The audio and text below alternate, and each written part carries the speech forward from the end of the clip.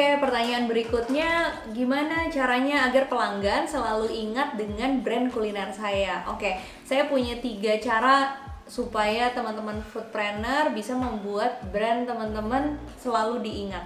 Yang pertama itu adalah tentu saja harus punya sesuatu untuk diingat. Jadi kalau misalnya kita pengen orang terus dan banyak mengingat, ya tentu saja kita harus punya sesuatu untuk diingat ya. Nah, dengan tingginya kompetisi bisnis kuliner saat ini, memiliki sesuatu untuk diingat atau ya bahasa ilmiahnya tuh diferensiasi lah ya, ataupun positioning, ini sangat penting sekali.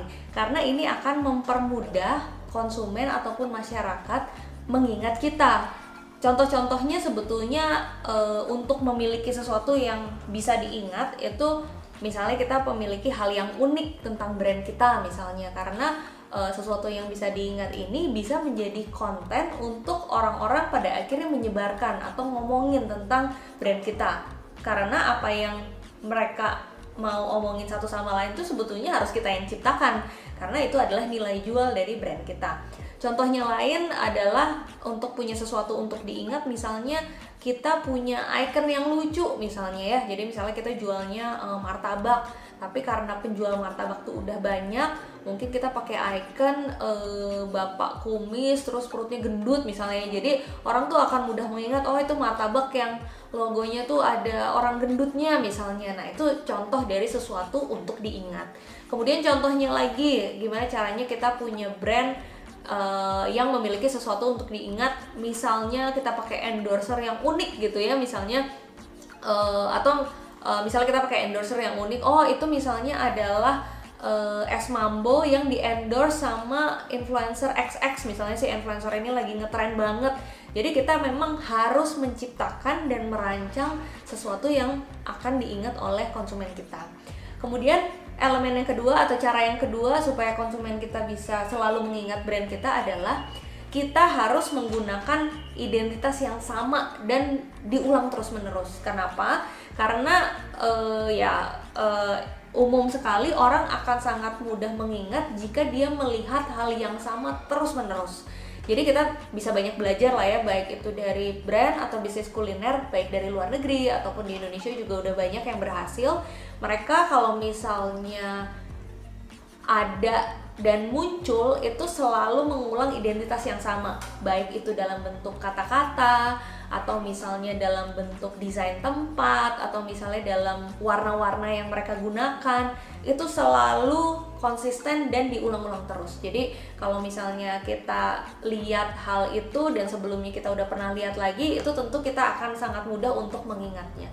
Konsistensi dari brand atau implementasi dari tadi ya, kata-kata, kemudian warna, segala macam ini mempengaruhi signifikan kemudahan orang untuk pada akhirnya mudah mengenal dan mengingat brand kita terus-menerus.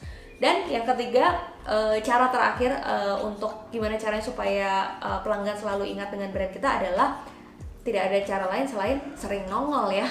Kalau misalnya kita cuma nongolnya sekali, padahal kita unik, udah gitu kita punya identitas yang kuat, ya nggak ada gunanya juga, karena konsumen cuma pernah lihat sekali, kemudian setelah itu ingatan mereka akan hilang karena begitu banyak informasi dan brand-brand kuliner yang lain juga gitu.